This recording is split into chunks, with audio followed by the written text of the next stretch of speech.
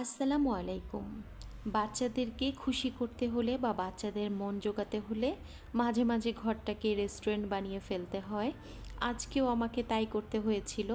দেখা গেছে প্রায় সময় আমার ঘরে রান্না তরকারি আমার ছেলের কাছে ভালো না লাগলে সে ভাত খেতে চায় না।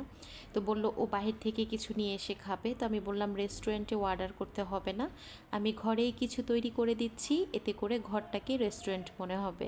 এখানে একটু তেলের ভিতর পেঁয়াজ রসুন আর কাঁচামরিচ দিয়ে ভেজে নিয়েছি।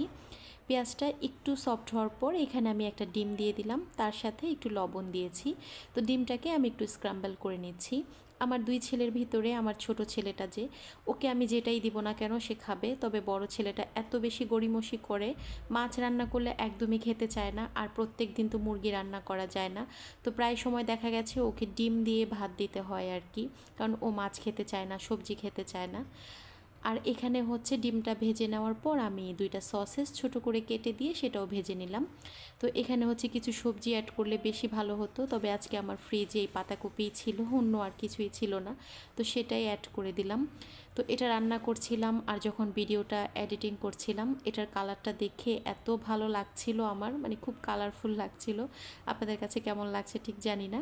তো এই তো ঘরে ভাত যে রান্না করেছিলাম দুপুরে, তো ও তো ভাত খাবে না, তাই ওর ভাতটা দিয়ে আমি এরকম ফাঁকিবাজি ফ্রাইড রাইস রান্না করে দিচ্ছি আর কি। তো এটা যে আজকে করছি এমনটা না, প্রায় সময় আমাকে করতে হয়, কারণ আমার বড় ছেলে খুব বেশি খাবার নিয়ে আমাকে বিরক্ত করে। এখানে একটু লবণ দিয়ে দিলাম, তার সাথে একটু সস দিয়েছি, তার সাথে একটু সয়া সস দিয়ে দিলাম, আর এখানে হচ্ছে একটু টেস্টিং সল্ট দিয়ে দিলাম। তো দিয়ে এটাকে নেড়ে চেড়ে মিশিয়ে নিচ্ছি। আলহামদুলিল্লাহ আমার বড় ছেলে কিন্তু অনার্স ফার্স্ট ইয়ারে, তবে মার কাছে তো বাচ্চারা সব সময় ছোট। আমি যখন এটা রেডি করছিলাম ছেলে কিন্তু আমার পাশে দাঁড়িয়েছিল। তো ভিডিওটা ভালো লাগলে প্লিজ একটা লাইক দিবেন, শেয়ার করবেন। আজকের মতো এখানেই বিদায় নিচ্ছি। Tata and take care.